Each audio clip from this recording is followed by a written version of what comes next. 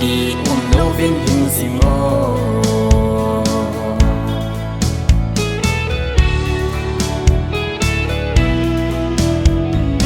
dẫu thiên na hình dinh băng in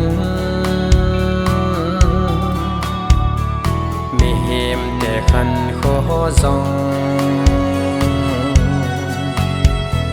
hình đòn tha xa dinh dinh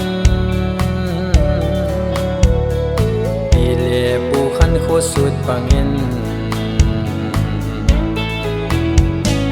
tôi thinh na bằng in đầu dinh ngô dễ na thinh lang cầm mít tin ngọc xa bề na giống cất dễ na thinh lang cầm đi lâu viên hình gì ngô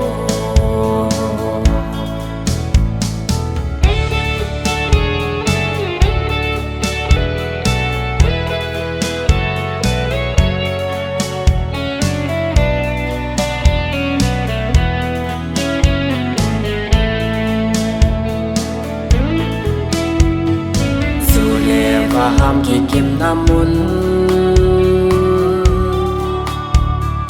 lung kỳ tổ để là dễ là gầm gầm xa để bằng yêu sát nào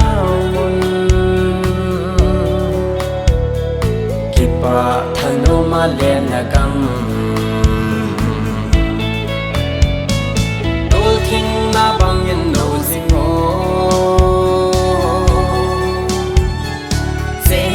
na thinh lang gầm